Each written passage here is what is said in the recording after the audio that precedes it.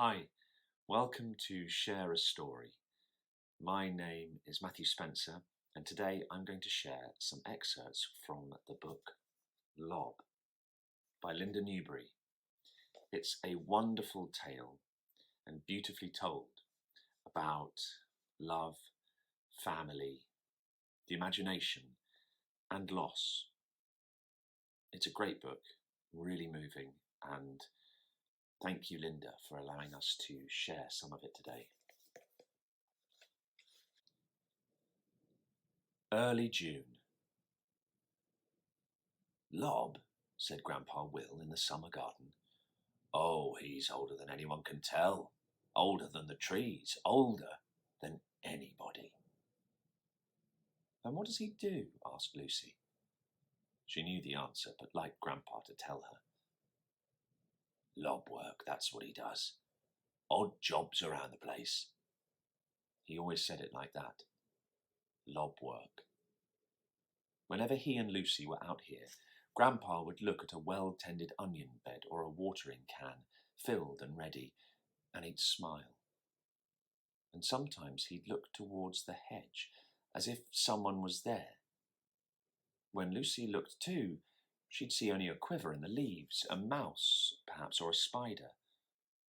The thing about Lob was that not everyone could see him. Most people couldn't. How long has Lob been here? Lucy asked. She knew the story, but liked hearing it over and over again. Oh, a long, long time. Long before you were born, before your dad was born, Grandpa said, his voice settling comfortably into the telling. It was just after your Gran and I got married and came to live here. I was chopping wood one evening when all of a sudden I knew I was being watched. So I stopped chopping and turned round. In the corner of my eye I saw him. There he stood. He turned round to look. Just there, by the bench. But I could only see him sidelong. When I stared straight at him, he faded away. Still, I knew who he was. Knew at once. I'd heard about Lob from my grandfather, and he'd heard from his grandfather, and so on, back and back and back. There's always been Lob. He walks the roads. That's what he does. He walks, and he looks for the right person. When he finds that person, he stays around for a very long time. So I hoped he'd stay with me.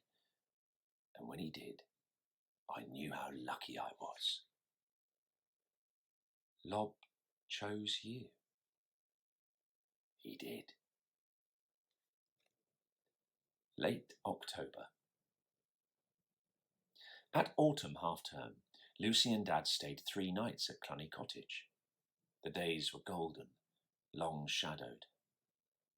Down in the orchard, the boughs of the apple trees were heavy with fruit. The branches were so low that without even stretching, Lucy could hold an apple in her hand and give a little twist to make it drop. Wasps buzzed and drowsed, making fruity caves in fallen apples and plums. Granny Annie made apple pie and plum crumble and blackberry jam. Dusk came early, and the cottage seemed to shrug into itself. Grandpa chopped wood and lit a log fire. They'd picked and eaten the last of the runner beans that Lucy had sown and planted. Now she and Grandpa collected potatoes. Grandpa thrust his fork into the ground, wriggled it and lifted. Potatoes tumbling free, smooth as eggs, clodded with soil. Lucy gathered them, brushed off the earth and dropped them into a bucket. Grandpa dug up carrots too, but he said the parsnips would be best left a bit longer.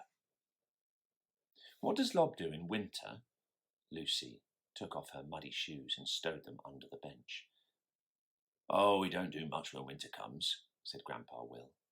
Not once all the leaves are swept and the logs are in and we're tucked up snug. He likes to lie by the fire, night times. He'll stir himself to do a few jobs on warmer days, but mainly he sleeps, rests, gets his energy back. He'll have learnt it. He's worked hard this year. Sometimes Lucy saw Lob as a bent old man. Sometimes as a flitty green thing like a dragonfly, quick and agile, young as herself or younger. Will he be around for ever and ever? Grandpa nodded. I hope so. He never gets older, you see. Every year he comes back full of spring, full of growing. After tea, the dusk drew Lucy outside. She sneaked out of the cottage when no one was looking. Down the garden she went, along the mown path. There was a rustle by the compost heap, a ripple through the long grass. Lob was there. Lucy couldn't see him, but she knew he was pleased and boastful, full of pride in the glory of the garden and its harvest. His work well done. He darted and scurried and skittered ahead, and alongside he chivied her from behind. Lucy laughed and pretended to be frightened. She crossed the stream, treading carefully on the stepping stones. It would be too cold to fall in now. Knowing she shouldn't, she took the leafy path into the woods and stood in the thick of the trees. No one knows where I am, she thought. Only Lob. And there was a deliciousness about that, salted with fear. She could run back if she wanted. In the kitchen, the light was on behind drawn curtains. Dad was washing up and Granny Annie putting things away. Or had they finished now? Would they come looking for her?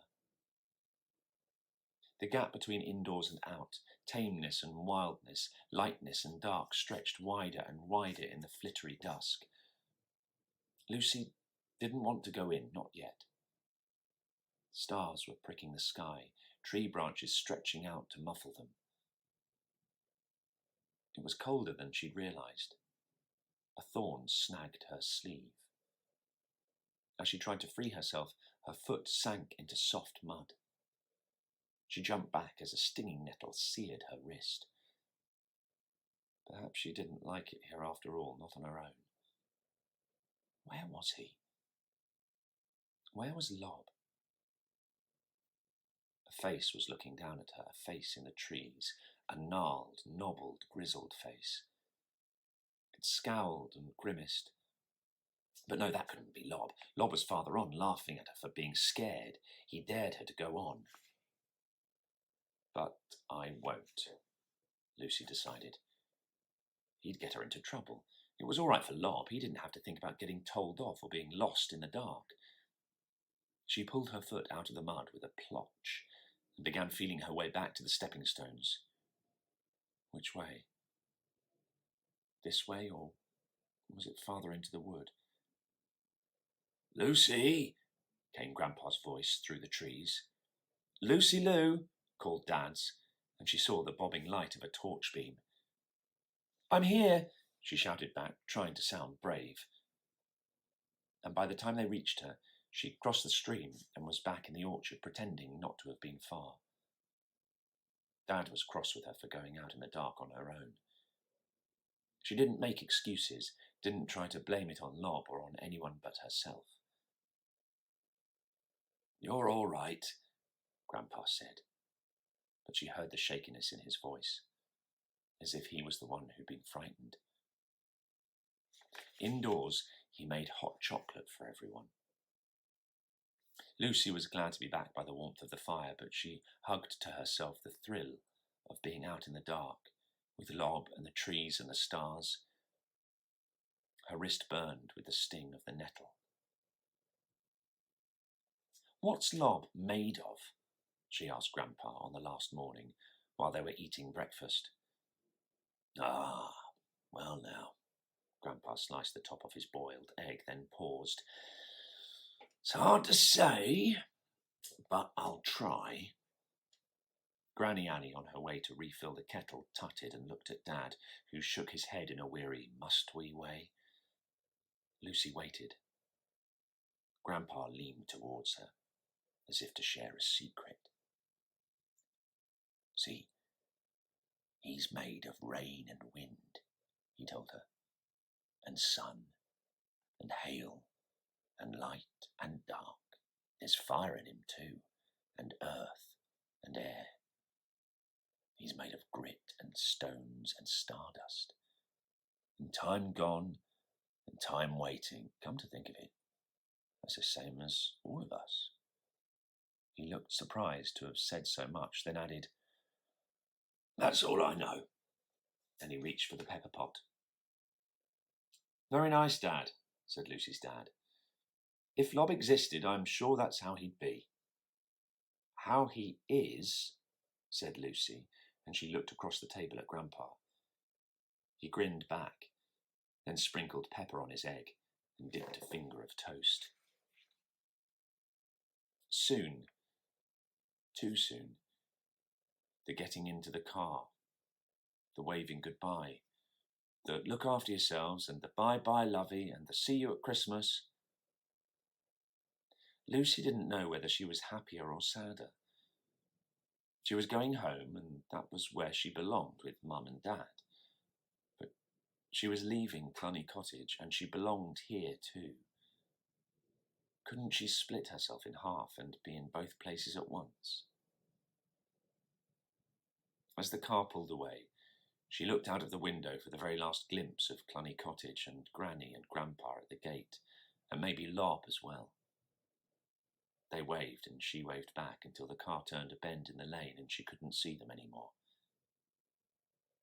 Dad knew it made Lucy sad to leave, so he said, as he always did, "We'll be back soon as soon, Lucy Lou."